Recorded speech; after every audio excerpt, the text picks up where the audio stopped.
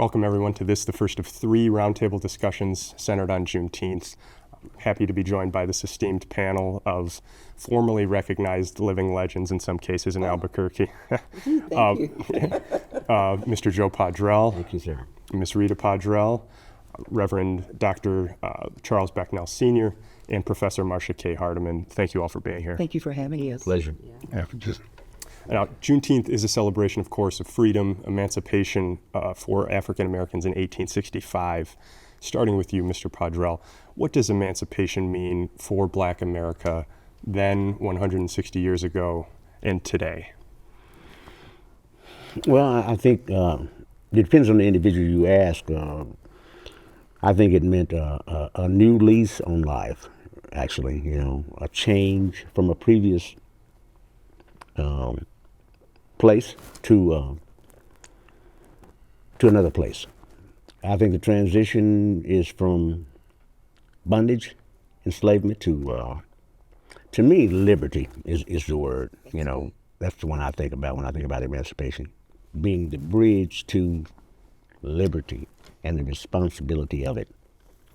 Yeah. I guess building on that, what does Juneteenth mean to you now in 2024? And I'll throw that question around to everyone, but starting with you. Every year that I celebrated, I've been consciously celebrating since June the 19th, 1956. There's a growth that my mind, my body, my soul takes place. Juneteenth is an exercise to me, and I get a chance to grow into my consciousness. And I've always thought that that's what everybody else is going through because I was going through it. But it's growth and understanding of life, liberty, and the challenge of it all. Ms. Padrell, how about you? What does Juneteenth mean to you?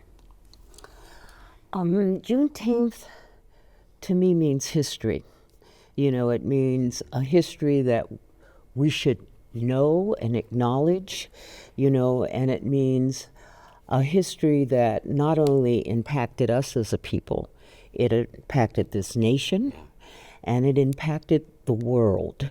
So Juneteenth and the legislation of Juneteenth, the whole world was looking at it. It was about to change the whole world.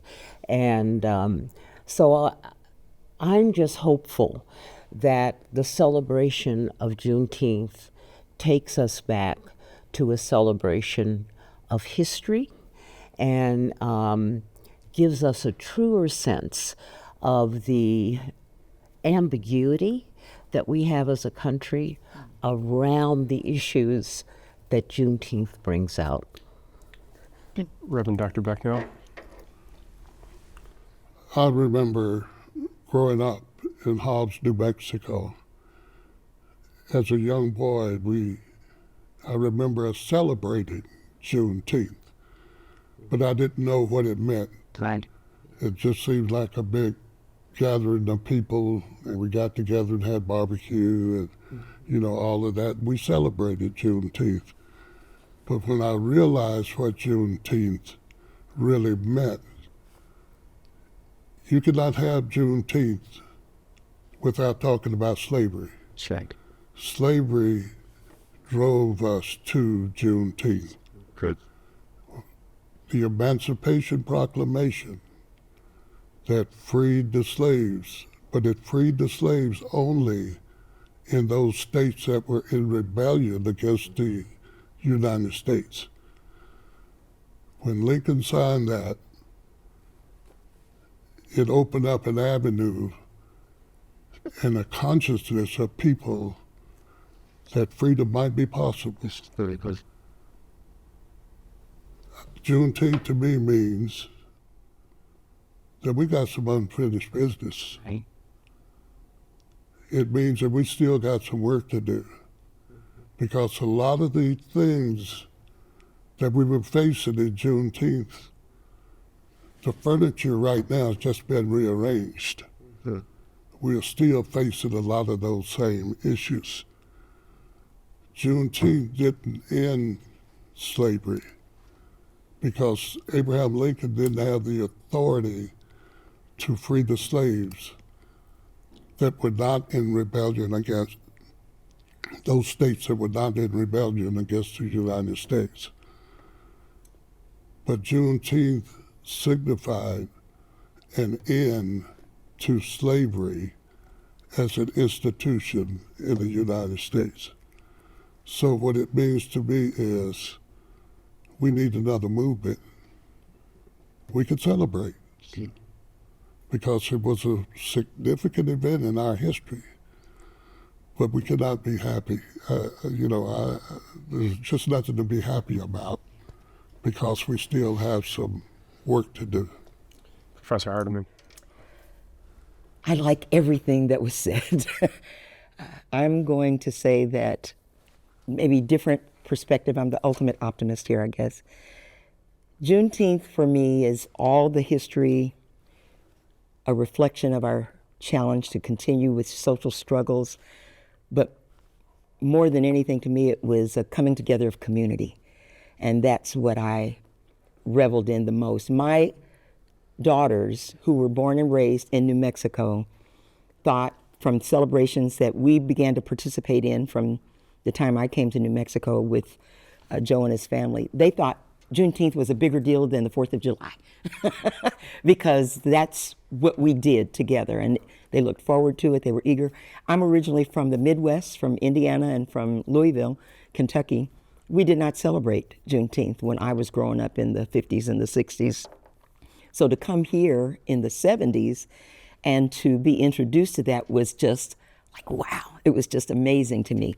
I think all of those things that are still ahead of us, it's a reminder that our work is undone, but it's a time that we celebrate our survival and, more importantly, the thriving of a community that's had to overcome the odds generation after generation after generation after generation since we hit North America. So it's a victory time. Ms. Padrell, what role have women played in developing these celebrations specifically here in New Mexico? And how has that helped foster a wider appreciation and understanding of Black culture in New Mexico? What role did women play? Yeah, have they been a driving force in particular? Has this been a collaborative effort across the whole community? Or have women individually, not as people, but as a group, pushed this in any way in particular? I mean, when Joe started doing some of the Juneteenth celebrations, I know women were a crucial part of pulling things together and organizing. So Mrs. Merritt was one of the, well, it's kind of like Marcia said, it's community. And I really think that Juneteenth, for us as a people, when I look at Juneteenth, I really don't separate the men and the women. You know, I really think it's a joint, something that was a joint effort that we did together and that we shared together, and everybody gave what they would give to the event. Whatever skills you bring in organizing and getting food, in whatever skill, working with young people, that's what it was. So, you know, I think I agree with Marcia. It's a real community. I would just hate to say the women did this and the men did that. No, we did it all. We did it together. We picked up the baton. You know, it really is a team effort. As Joe taught us how to celebrate, I think that's at the minimum to make a consciousness. I hear what you're asking. We moved from, okay, help me, Joe, used to say from your parents' backyard to, what was in between before we got to Roosevelt Park? A number of other parks. Okay, so park. And then we began to celebrate on the plaza. Kathy McGill and I did the organizing down on the plaza, and then we outgrew, praise God, the Civic Plaza and moved to the state fairgrounds. So as we saw that community grow, we included the diversity of New Mexico. There were red people, black people, brown people, white people, name every kind of people who wanted to enjoy the celebration and who gave us the opportunity to teach them about our history. So a good passing of the baton from the beginning of the team to some of the women who picked it up and took on from there. But let me tell you, well, I can't even say that. I almost said the women did an awful lot of cooking in those booths, but we had the brothers cooking too. So. Reverend, I know you have a unique perspective on this. How has the church specifically played a role in the sovereignty of black culture here in New Mexico in particular? Well, the church has been the essence of the spread of black culture because the church in our community was the only institution, in terms of my growing up in a segregated environment, we went to the church for everything. Yes. It was the original social services agency. Yes. And so the culture, like Marsha was saying, people coming together, men and women, we bred the culture, and the culture spread. Juneteenth was originally a Texas holiday. Mm-hmm. Now, when Texans start moving to Indiana, Migration, that's right. to California, to New York, they took the culture with them. That was called the scattering. Yeah. Yeah. So you had these black people in the park from Texas celebrating.